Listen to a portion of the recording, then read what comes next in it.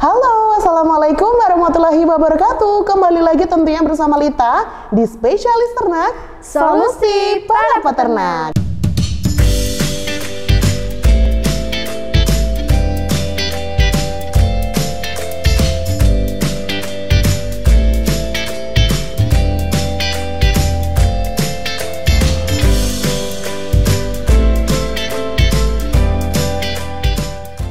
Kali ini kita akan membahas burung puyuh. Gimana sih si burung puyuh ini supaya tetap sehat dan produksinya tetap optimal? Kita ulas lebih mendalam. Tentunya Lita tidak sendiri dong. Lita bersama Mbak Radika Putri. Halo Mbak Lita. Halo, sehat ya Mbak? Sehat. Oke, langsung aja nih ya, supaya nggak ini ono ya. Ini mengenai manajemen burung puyuh nih. Itu sebenarnya seberapa perlukah Mbak Radika? Burung puyuh itu tergolong unggas yang tahan terhadap penyakit. Ya. Nah, untuk kematian akibat penyakit sendiri atau faktor non-infeksius itu hanya sekitar 10%. Oh. Ya, namun kita harus memperhatikan manajemen pemeliharaan, program kesehatan, dan biosecurity yang digunakan serta menciptakan lingkungan yang nyaman bagi puyuh itu sendiri, Mbak Lita. Oke, jadi puyuh ini bakoh ya istilahnya, nggak gampang sakit. Iya, kuat. Lalu perhatian utama apa sih yang harus diperhatikan ya Mbak Radika Putri saat beternak puyuh? Hal utama yang harus diperhatikan itu Mbak Lita sebelum berternak puyuh itu adalah pembelian bibit puyuh. Oke. Nah, pembelian bibit puyuh yang berkualitas itu sebaiknya dari penatasan yang berkualitas. Bibit puyuh itu genetiknya harus baik. Nah, paling tidak itu 30% dari produktivitas ternak. Nah, puyuh itu terdiri dari 4 masa. Yang pertama fase starter, yang kedua grower, yang ketiga fase pralayer, dan keempat ada fase layer. Gitu. Ya. Dalam beternak apapun nih pasti ada hambatannya nih Mbak Radika.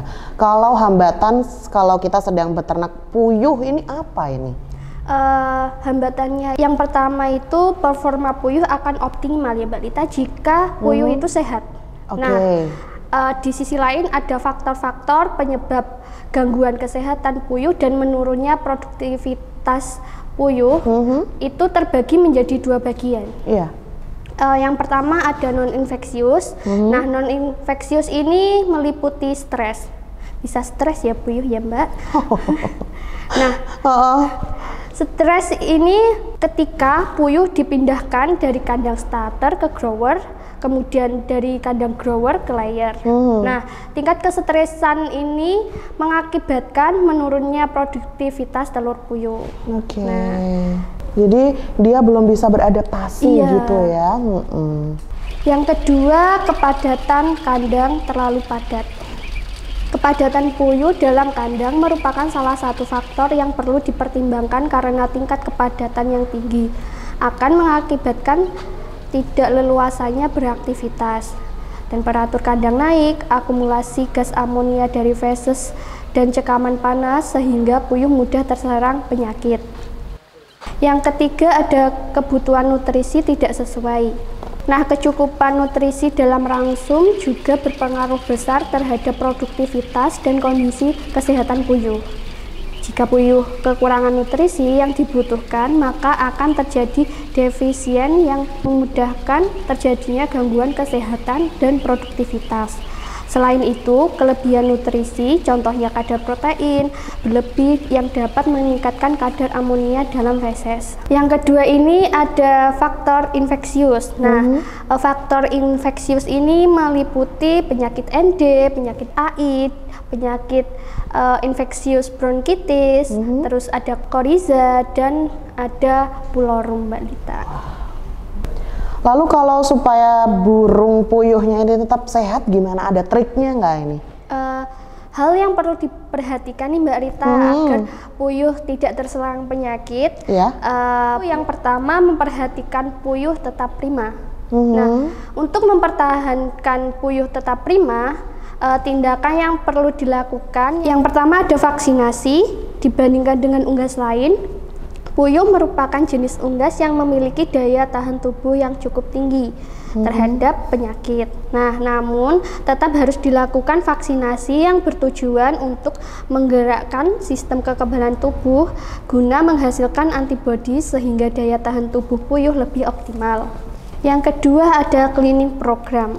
Cleaning program bertujuan untuk membunuh bibit penyakit yang sedang dalam masa inkubasi atau jangka waktu antar bibit penyakit masuk hingga menimbulkan gejala klinis. Selanjutnya ada suplementasi. Nah, suplementasi ini bertujuan untuk mengurangi stres, meningkatkan stamina dan daya tahan tubuh. Nah, tujuannya ini untuk meningkatkan produktivitasnya itu. Nah, salah satu jenis suplemen yang bisa digunakan itu seperti vitamin, mineral, dan asam amino. Nah, untuk vitamin sendiri untuk mengurangi stres, Mbak Lita, ada Vitastres. Oh, ya. Ini ya. Iya. Ini produk dari kita ya teman-teman. Kalau panjenengan semuanya butuh ini, nggak usah jauh-jauh untuk konsultasinya, bisa langsung ke Podomoro Fit Meal. Iya. Ya. Ini mengandung multivitamin preparation. Waduh, ada juga vitamin A, B, kompleks, C, D, E, K, dan juga elektrolites. Wow, ini juga lengkap sekali untuk kebutuhan ternak Anda gitu ya. Ini bisa dikirim ke luar Jawa juga, jadi tetap calling kita ya. Ada di bawah sini alamat lengkapnya juga, kontak personnya. Kalau membutuhkan skala kecil, skala besar tetap dilayani. Iya, Oke. gitu. Lalu bagaimana meminimalisir bibit penyakit yang akan menyerang si puyuh ini, Mbak Radika? Kita bisa menggunakan biosecurity, Mbak Lita. Nah, biosecurity merupakan kata kunci dari proses meminimalisir bibit penyakit. Wah. Nah, tanpa penerapan biosecurity yang baik, maka bibit penyakit itu makin tinggi. Sehingga puyuh itu akan mudah terserang penyakit. Nah, yang perlu dilakukan untuk meminimalisir bibit penyakit itu yang pertama, kita harus menjaga kebersihan kandang dan peralatan. Nah, upayanya sendiri untuk menjaga kebersihan kandang yaitu melakukan sanitasi dan desinfeksi kandang dan peralatan.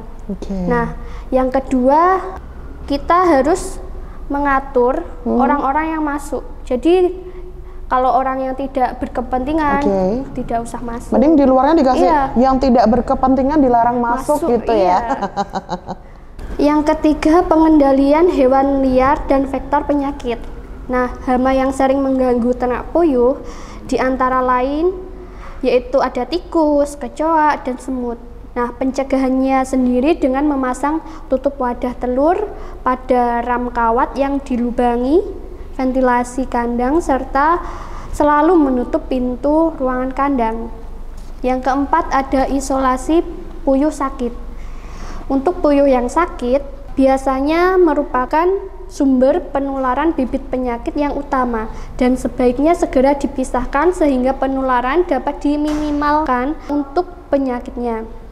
Sedangkan puyuh yang mati segera dilakukan pengeluaran dari kandang dan dimusnahkan dengan cara dikubur atau dibakar. Mbak Radika, ternyata nggak jauh beda dari manusia yang butuh kenyamanan juga. Ternyata si burung puyuh ini juga butuh kenyamanan nih. Ini gimana tipsnya supaya si burung puyuh ini tetap nyaman? Nah, tipsnya sendiri Mbak Lita, yang pertama itu buat ventilasi udara yang cukup. Nah, ventilasi ini berfungsi sebagai pintu lalu lintas udara. Nah, aliran udara yang mengalir diibaratkan seperti air. Nah, maka udara yang masuk harus keluar dari sisi kandang lain yang terbuka atau terjadi perputaran udara. Selanjutnya, kecukupan nutrisi dan air minum. Air minum harus selalu tersedia atau ad libitum. Kualitas dan kuantitas ransum juga sangat menentukan terhadap produksi dan kualitas telur puyuh. Terpenuhinya kebutuhan akan nutrisi tersebut akan menghasilkan telur yang berkualitas dan juga berperan dalam meningkatkan jumlah produksi telur. Ketiga, hindari suasana gaduh. Hindarkan puyuh dari suasana bising dan gaduh secara tiba-tiba karena akan membuat puyuh semakin stres sehingga menurunkan produktivitas bahkan kematian pada puyuh. Selanjutnya, sesuaikan kepadatan kandang. Jika luasan kandang yang diberikan lebih leluasa, maka dapat menjamin semua puyuh mendapatkan kesempatan yang sama untuk mendapatkan langsung, kemudian air minum dan oksigen sehingga pertumbuhan dan produksi puyuh seragam dan mencegah terserangnya penyakit. Nah, berikut ini ada tabel standar kepadatan kandang puyuh sesuai umur. Untuk ukuran kandang puyuh biasanya berukuran 100 x 60 x 30 cm. Untuk periode starter umur 1 sampai 14 hari biasanya kepadatannya itu 80 ekor per meter persegi. Kemudian umur 14 sampai 21 hari biasanya kepadatan puyuh itu 50 sampai 60 ekor per meter persegi. Untuk periode grower, kepadatannya itu 50 ekor per meter persegi. Untuk periode layer, kepadatan 40 ekor meter persegi. Nah, seperti itu Mbak Lita. Betul, seperti itu ya. Ini pastinya sangat bermanfaat sekali untuk peternak di luar sana yang khususnya sedang beternak bubung puyuh. Thank you ya Mbak Radhika Putri tentang informasi mengenai burung puyuhnya. Semoga menginspirasi dan juga menambah informasi untuk panjenengan semuanya di luar sana. Untuk peternak atau yang sedang menonton spesialis ternak, boleh request ya, mau apa sih yang dibahas, apa nih, boleh nih ya di komen di bawah gitu ya. Dan jangan lupa like, comment, subscribe dan sebarluaskan ke seluruh teman-teman atau peternak di luar sana. Oke? Akhir kata, Lita dan juga Mbak Radhika Putri pamit. Tetap di spesialis ternak, solusi para peternak. Wassalamualaikum warahmatullahi wabarakatuh.